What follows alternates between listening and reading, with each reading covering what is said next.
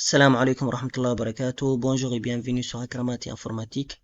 Comme d'habitude, nous allons commencer la vidéo par la prière sur notre prophète Muhammad sallallahu alayhi wa sallam. Alors, dans cette vidéo, nous allons corriger ensemble la version examen du TP tangente à une courbe. Alors, vous pouvez télécharger ces TP sur les sites Akramat. Alors là, on va commencer à traiter les questions. Dans un repère du plan, on considère le point A des coordonnées 4, 0 et la courbe représentative de la fonction f de x égale à x carré plus 1. Donc déjà, remarquez que le point A n'appartient pas à cette fonction-là, parce qu'ici, on change les x par 4, donc on aura 4 carré plus 1.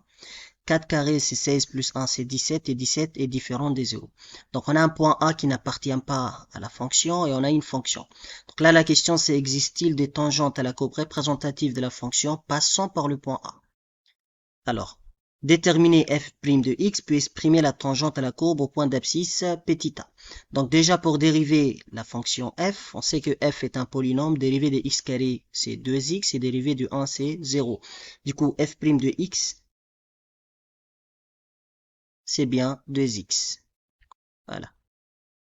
Quand on vous demande d'exprimer la tangente en fonction de a, l'équation de la tangente, on sait que y égale à f' de a, x moins a plus f de a. Donc là, il suffit d'échanger seulement f de a. Donc dans la fonction f de x, c'était x carré plus 1. Donc f de a, c'est a au carré plus 1, ce qui est là. Et f' de a, on vient de calculer f' de x c'est 2x, du coup f' de a c'est 2a. Donc on aura y égale à 2a facteur x moins a plus a carré plus 1. Si on développe, on essaie de réduire l'expression, nous allons trouver 2ax moins a au carré plus 1. Après on vous dit, répondre à la question du problème posé. C'est-à-dire, existe-t-il des tangentes à la courbe représentative de la fonction f passant par le point A? Donc là, ils vous disent, comme la tangente cherchée passe par le point A, donc les coordonnées A vérifient l'équation de la tangente. On peut alors changer les x et les y de l'équation de la tangente par les coordonnées du point A, les 4, 0. Du coup, on avait y égale à 2ax moins a carré plus 1. Lorsqu'on change y par 0 et qu'on change les x par 4, on aura moins a carré plus 8a plus 1. Lorsqu'on veut résoudre celui-là égal à 0, donc là on a bien un polynôme du second degré. D'après la calculatrice graphique, ou même si vous calculez des delta et les solutions des delta, vous allez trouver A1 égale à 4 plus racine de 7 et A2 égale à 4 moins racine de 7. Donc il existe donc deux asymptotes à la courbe de la fonction f passant par le point A. En remplaçant ces deux solutions A1 et AD dans l'équation de la tangente, vous allez trouver comme équation des tangentes. La première, y égale moins 32 moins 8 racine de 17, plus 8 plus 8 plus 2 racine de 17, facteur de x.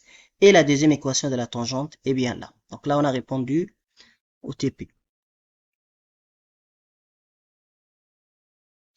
Alors, partie B, c'est GeoGebra. Tracer la fonction f, puis placer le point A. Donc, je prends GeoGebra. Donc, je vais représenter d'abord la fonction f. La courbe de la fonction f, c'est x au carré plus 1. Je valide et voilà la courbe de la fonction f. Et là aussi, je vais placer les points A. Donc, A égale 4, 0. Je valide. Donc, si on regarde bien le graphique, sur les graphiques, vous allez remarquer que le point A n'est pas sur la courbe de la fonction f. Tracer sur le même repère les droites 2,1 et 2D d'équation respectives, ce sont les droites 2,1 et 2D qu'on vient de trouver ici dans la question 2 de la partie A. Donc, je reprends encore GeoGebra. Donc, je vais tracer les droites 2,1 et 2,2. Alors, c'est moins 32 moins 8 racine de 17. La racine sur GeoGebra, c'est USQRT. Racine de 17. Plus, parenthèse, 8 plus 2 racine de 17. Et tout fois x. Je valide. Et donc là, on a bien la première droite. Je vais faire de la même manière pour tracer la droite de 2. Moins 32 plus 8 racine de 17. Plus 8 moins 2 racine de 17. Facteur de x. Et je valide. Donc là, on peut voir le D droite. Ça, c'est la droite de 1 et ça, c'est la droite des 2.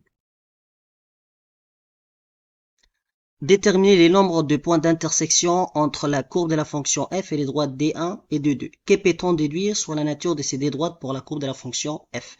Donc, si je viens sur GeoGebra, je vais savoir les points d'intersection de la droite, bien de chacune de ces deux droites avec la courbe de la fonction. Donc là, je viens ici, j'active intersection. Je clique sur la courbe de la fonction, puis sur une de ces deux droites. Et là, vous allez voir qu'il y a un seul point qui apparaît, c'est le point B. C'est l'intersection de la droite 2D avec la fonction. Je vais faire de la même manière avec la courbe de la fonction et la droite qu'on vient de tracer de 1. Et là, on a bien un autre point, un seul point. Alors, que peut-on déduire sur la nature de ces deux droites pour la fonction de la courbe? Nous, ce qu'on sait, c'est que l'équation de la tangente, c'est une droite qui touche ou bien qui coupe la courbe d'une fonction en un seul point. Or, ces droites-là touchent la fonction en un seul point, c'est le point B. Donc, ces droites-là, ils représentent une tangente à la courbe de la fonction f au point d'abscisse, au point plutôt B. Et ces droites-là, de la même manière, ils coupent la courbe de la fonction en un seul point, c'était le point C. Du coup, ces droites-là aussi, c'est une équation de la tangente. C'est une tangente plutôt à la courbe de la fonction au point C.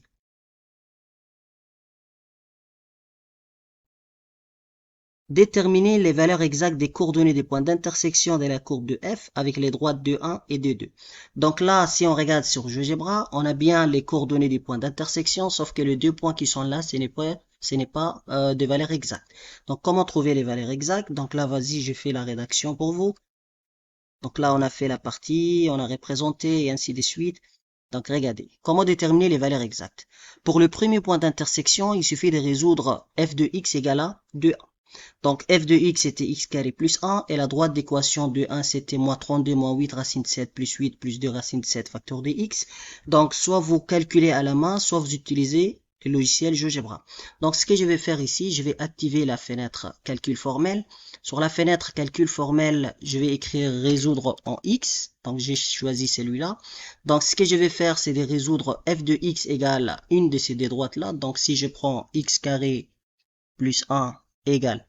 Donc là, je peux prendre l'un de ces deux droites-là. Je vais l'écrire.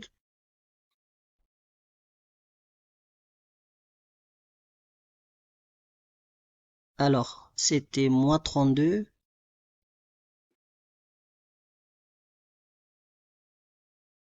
Donc, moins 32, moins 8 racine de 17, plus, parenthèse, 8 plus 2 racine de 17, les tout facteurs de x. Et je valide. Donc, comme vous pouvez voir, le point d'intersection, c'est pour x égale à racine de 17 plus 4. Alors, une fois qu'on a trouvé la valeur de x égale à 4 plus racine de 17 à partir de GeoGebra, donc ce qu'on va faire maintenant, c'est de trouver la valeur de y. Donc, pour trouver la valeur de y, il suffit de changer la valeur de x qui est là dans l'expression de la fonction x carré plus 1. Donc, je peux écrire ici sur GeoGebra, je fais le développement, donc squared racine de 17 plus 4 les tout au carré plus 1. Je valide et donc là il affiche 8 racine de 17 plus 34. C'est la valeur de y.